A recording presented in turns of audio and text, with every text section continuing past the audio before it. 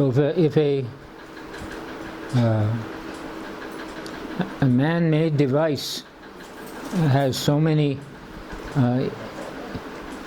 instructions how to use it and what its limitations are, what about this human body, which the phone is made by human brains, and the brain is only part of the body.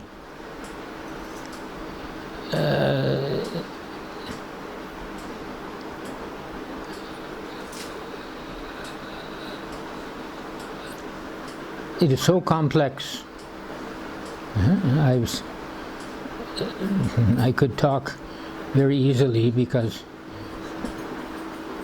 Purvashram I studied the subject matter, the chemistry of in the body, and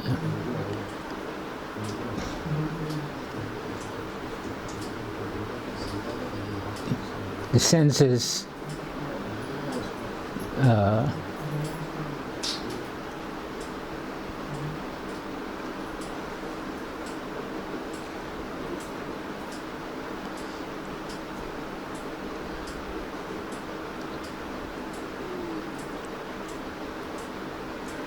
So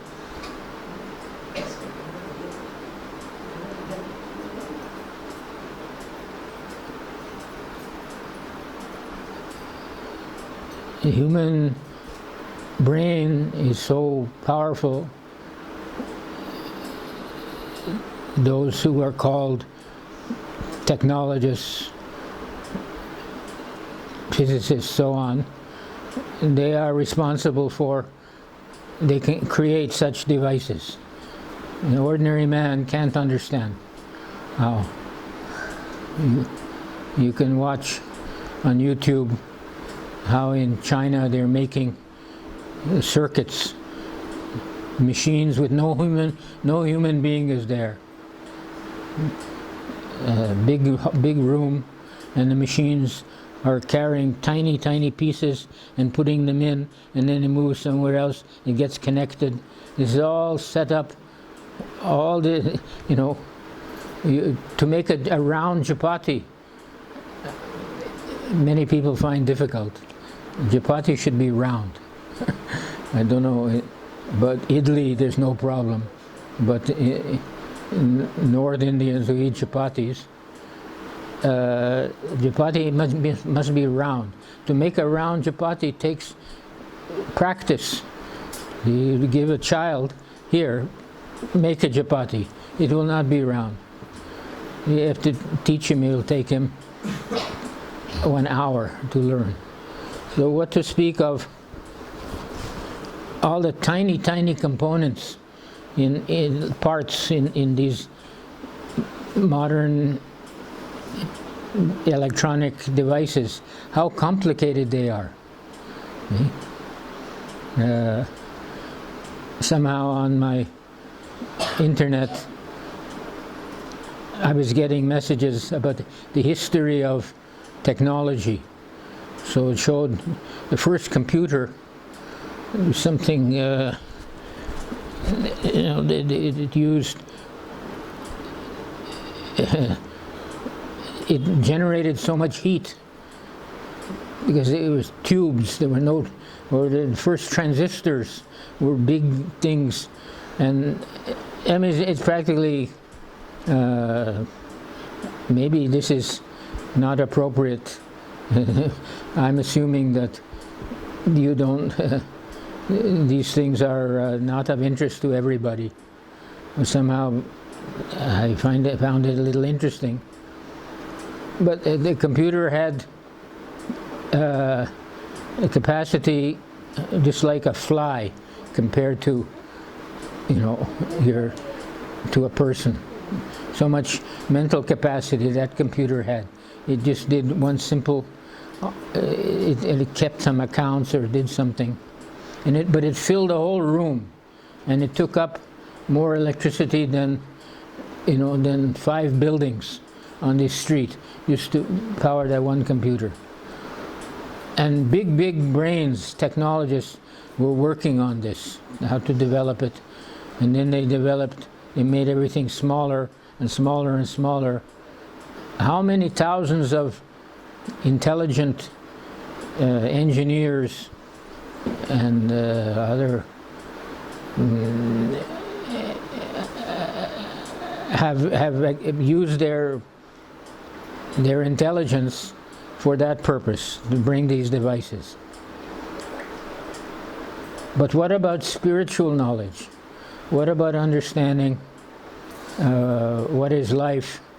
What is the purpose of life?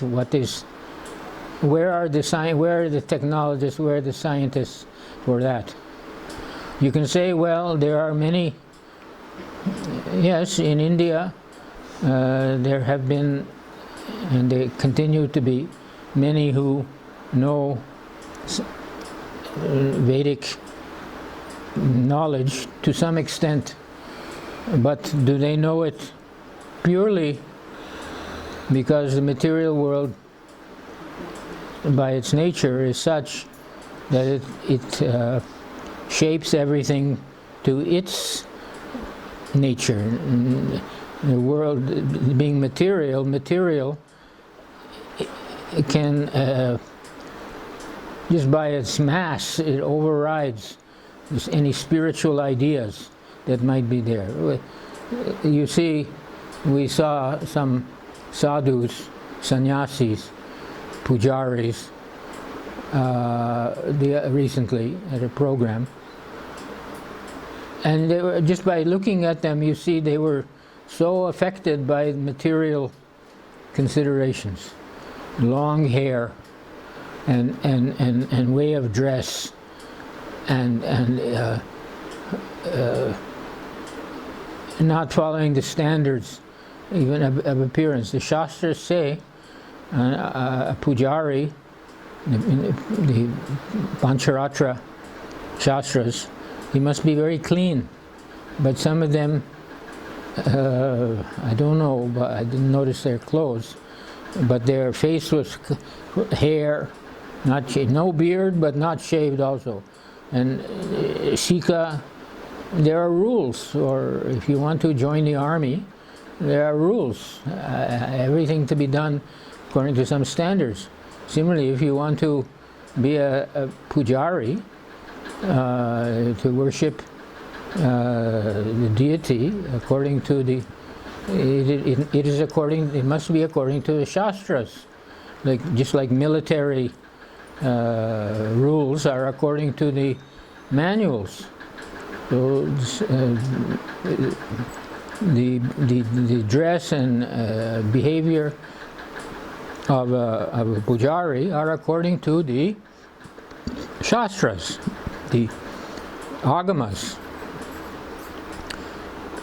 Agamas means those literatures that deal with worship of the deity to the great extent. They deal with other subjects also, creation, just like Bhagavatam, like Puranas.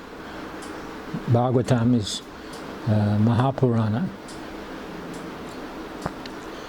So Pancharatra Agama also deals with creation. And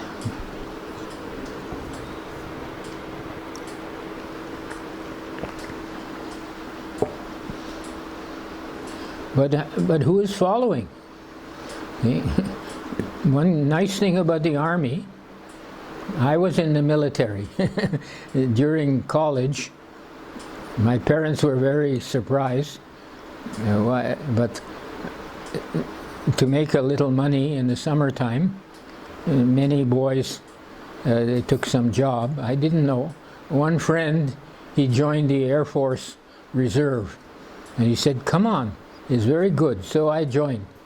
See? So I liked it, actually. I liked the discipline. We had to go, and the inspection of the barracks, the bed had to be so, cloth was so tight that you could drop a coin and it would bounce, but that was the standard. And very clean, that is good. I thought there's discipline.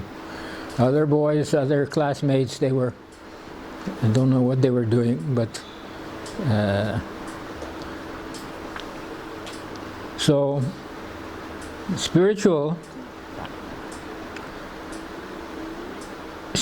training is like military discipline, or the other way around. Military discipline is a reflection of spiritual training. It has some common features. Cleanliness and punctuality, these are very important. These are qualities of devotee: cleanliness and regulation. Last week we talked about regulation in the matter of basic living things, eating and sleeping and so on. Work is a very important subject.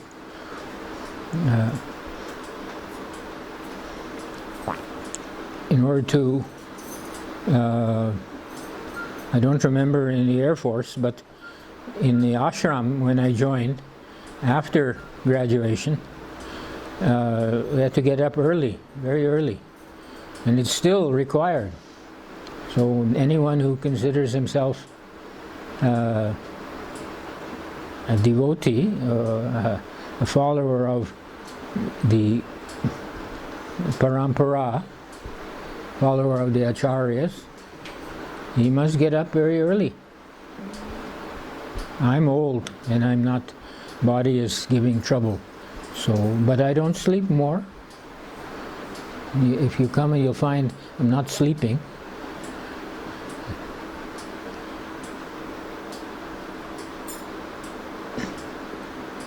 In English there's a saying, if somebody is successful and you want to also be successful, not only that, you want to surpass him. So many things in Western culture, so-called culture, are like this. The saying goes, if you want to, you have to get up pretty early in the morning. Say some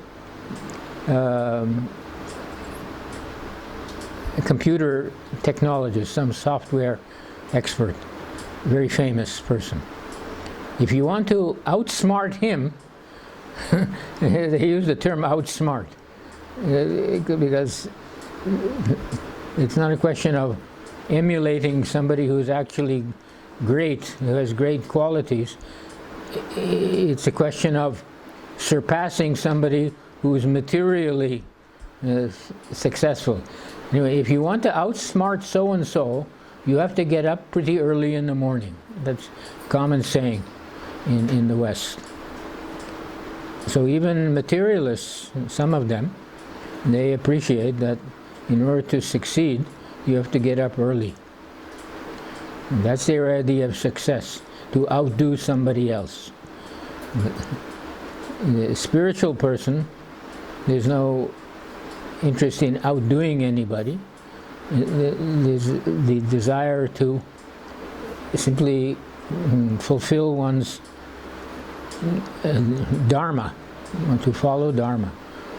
It's not a question of competition.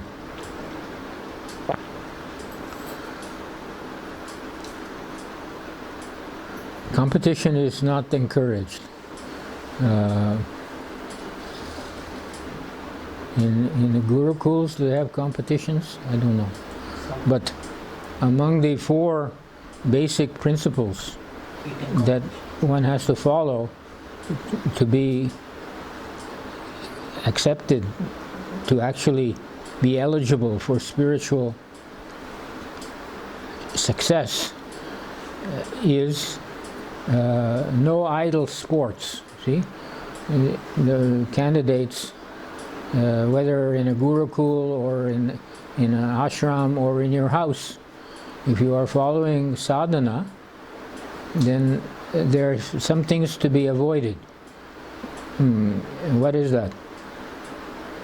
We eat only sattvic food, right? No meat or fish or eggs. No intoxication. No BDs or coffee. Tea is also considered intoxicant. Well, it is because it has something called theobromine. But actually you have to drink a lot of it for it to affect you. You have to drink a lot of tea. Of course, somebody may cheat. They can sell enhanced tea that you get the theobromine effect even with 1 cup. So we don't drink coffee or tea. And no intoxication, no alcohol, smoking, coffee, tea, no gambling. And that includes speculating, no stock market, taking chances. That's also a form of gambling. And no idle sports. Sports there, and competitive sports, including hockey, football, cricket. These are competitive sports. This is not devotees, candidates, young or old, they don't take part in competitive. You want to do sports? Swimming, mountain climbing, wrestling. That you can do. Catch some small kid and wrestle him. Prabhupada says about horse riding also. Huh? Horse riding. Horse riding also? But do you need horses? How? Huh? They train. Usavari is good for health. Prabhupada says in one of the morning walk. Oh, horse riding. Oh. I never heard that.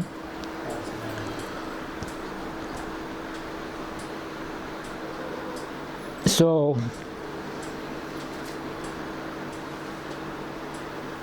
we can we can talk all kinds of philosophy, and talk about Mahabharata and Bhagavatam and Bhagavad Gita, but unless we're following these 4 basic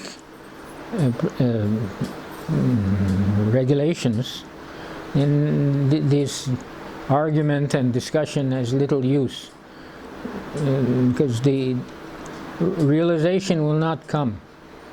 You have to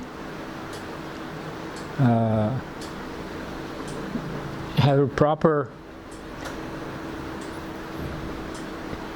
your mind and body have to be properly in tune to comprehend these subjects. So in the absence of these regulations, getting up early and the 4 rules, and of course we are trying to understand what is the meaning of Bhagavad Gita, Srimad Bhagavatam. We are trying to become devotees, so in Kali Yuga it is not only recommended, it is said that there's no other option but repeating, reciting, or chanting or singing the names of Krishna. Haranama, Haranama, Haranama, Eva Kevalam, Kalo Nastyeva, Nastyeva, Nastyeva, Gatir Anataha. That is from the Puranas, the Brihan Naradiya Purana. And in Kali Yuga, this is must, in addition to following the rules, moral rules.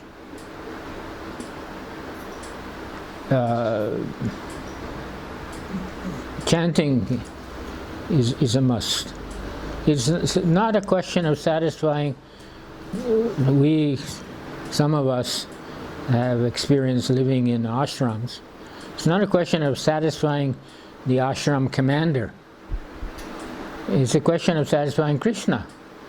You're living alone, or you're living with your family. It doesn't matter.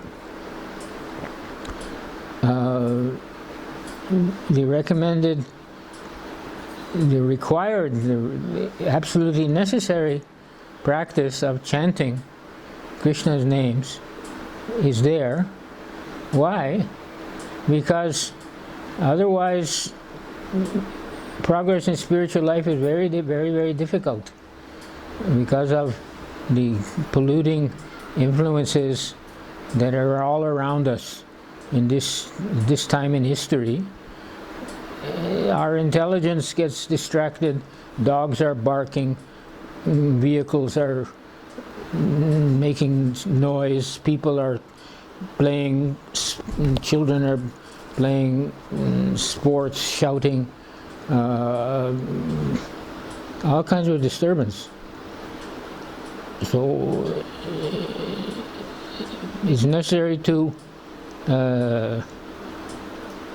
displace that input with pure input. So pure input means we hear the chanting, we hear the pure chanting. It means we should hear from a qualified devotee. We have the most qualified devotee, and he has left so many recordings of chanting, not only of the name, but of songs written by great acharyas about the process of bhakti, about the fulfillment of bhakti, about the feelings of bhakti. So, but even the chanting of any ordinary devotee, so-called ordinary devotee, in material world, no devotee is ordinary. He is exceptional.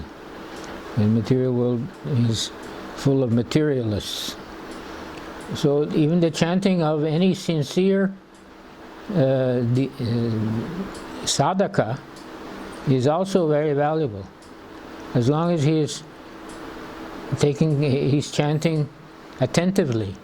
We can listen. This is why, again, last week I spoke about the importance of associating with devotees. It doesn't mean we have to be listening to philosophy or interacting on that level. Even if the devotee is simply chanting attentively, and we are hearing, that is so valuable. And this is why the association is one of the reasons why association is enjoined, not recommended. It's absolutely necessary.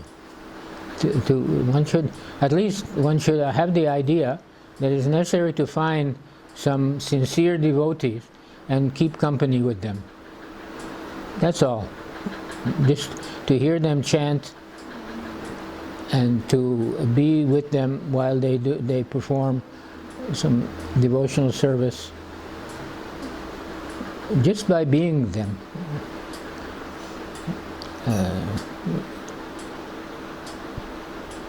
Without, what is the verse? Without the association of devotees, no one can make advancement.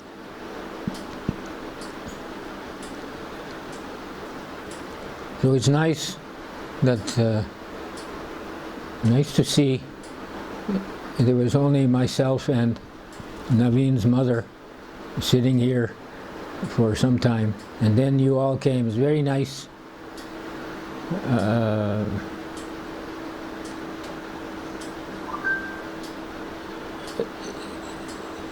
that means there's some appreciation of the process. So one should understand the importance of association to avoid bad association. What is bad association? People who have no, or at least who are acting in a way that, at least for that time, is showing they have no interest in spiritual life.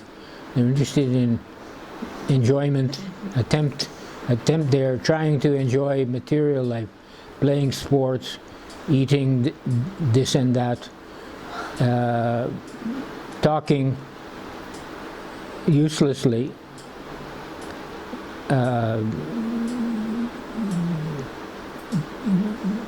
what is useless talk?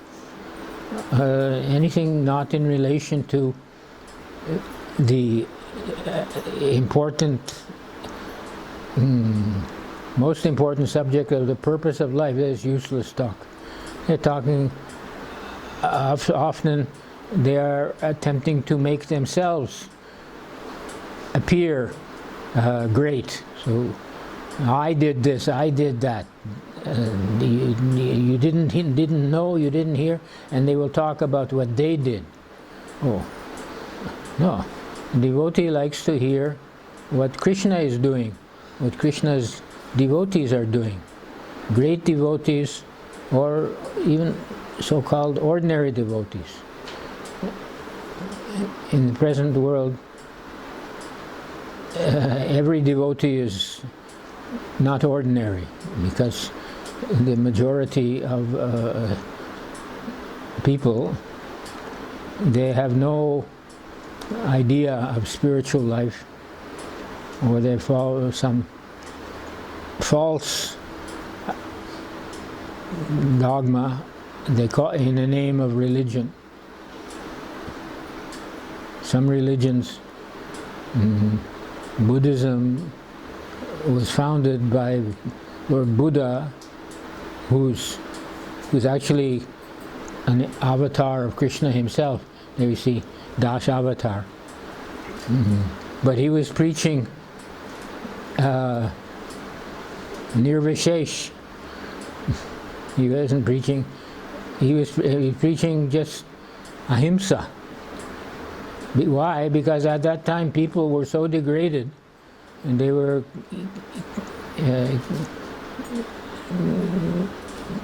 killing animals like anything.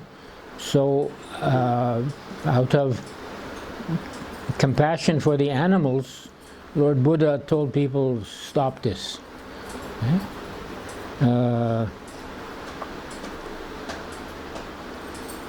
But even the so-called Buddhists nowadays, they don't even follow ahimsa. So what kind of Buddhism is that? So there's similarly other religions. There are some followers. There's some Christians who are vegetarian. My own grandfather was part of a community, religious community. They were vegetarians. And it was not Vaishnav. So even there are isolated, very few in the world, but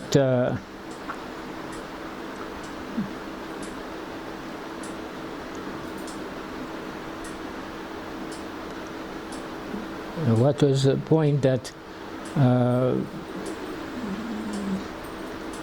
the association of sincere aspirants, candidates to become devotees of Krishna is essential. Is essential.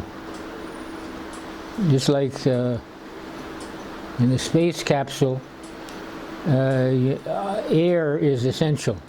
If you step outside, you're finished. You need oxygen. This body needs oxygen.